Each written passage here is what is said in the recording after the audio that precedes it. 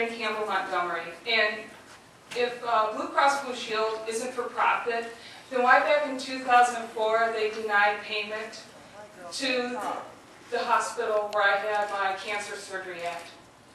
I was 22 years old. I was diagnosed with cervical cancer. I went in, had surgery, called a LEAP surgery, very simple procedure. 2 weeks later, Blue Cross Blue Shield through General Motors sent me a letter saying they were denying payment to the hospital for the surgery because that type of surgery is only recommended on women that are 26 years of age and older. 2 weeks later after that, I got a bill for close to $8,000. 22, I was a mother. My daughter was just a year old. I was working on my master's degree, and I was working 2 jobs. Where was I supposed to get $8,000? Now, 2 weeks ago, I went into the emergency room. I don't have insurance. I've been out of work since December. My husband lost his job back in January. I went in thinking I had an appendicitis, and it turns out I have ovarian cancer. And I'm 10 grand in the hole right now from those 2 days in the hospital. So I'm trying to get on Medicaid so I can have the surgery. They want to do surgery as quickly as possible. But again, they're looking at our income, saying if we're going to be eligible or not. Where does it end? Where does this end? You have to stop denying people. If we're going to keep the insurance companies involved, you have to stop denying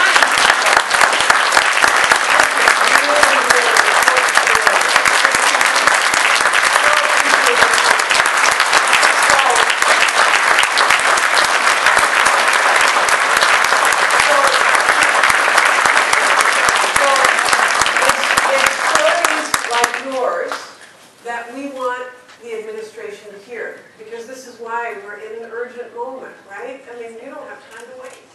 You need to be covered. And you should not, none of us should be in a position where people we love or ourselves are denied coverage. That should not be the question that's asked. So, thank you for having the courage to come and share that story.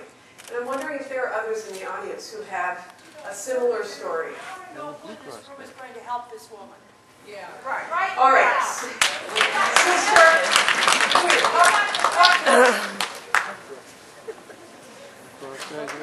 one of the champions in Michigan for covering the uninsured.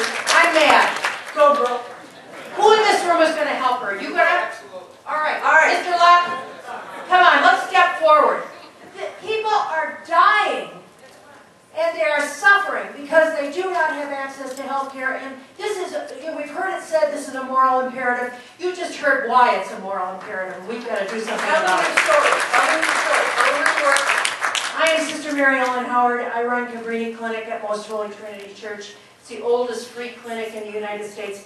And I am a graduate of the University of Wisconsin at Madison.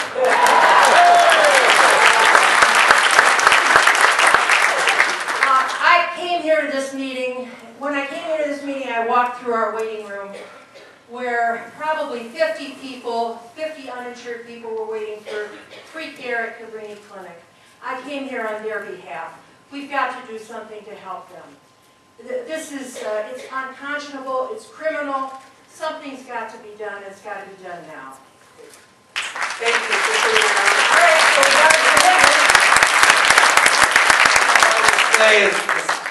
come to Detroit, because at the Detroit Medical Center, we'll take care of you. And if you talk to us afterwards... What's that? He's already got some help. We've given our card to help with the lady out. That's great. You're coming to DMC. So talk about though, people coming to the Detroit Medical Center without insurance, and what that means for hospitals and why we need to get this fixed. Well, the system is crazy. I mean, the whole system. And the Detroit Medical Center, and I run the DMC, between 20 and 25% of all patients seen on Medicaid in the state of Michigan are seen at our hospitals. 3/4 of the hospitals in Detroit have closed in the last 2 decades. We still have 4 that are operating, and it's because of the incentives and disincentives in this country that make it much more profitable to operate in growing areas and less profitable in our places. Not that people in Detroit have less need for care. We're responding to incentives. And so I think the direction that you're going is great. I think a lot of things have to be done to control the costs, because the costs make no sense to me in the way incentives are done. If you think in terms of jobs, you talk about job creation. Don't we want jobs to be created in the areas of highest unemployment? But the system we've set up is causing places across the country to close down jobs in your urban areas and move them to other places. Everything about this healthcare system is backwards, and I hope the President will start over from scratch. We need it fixed.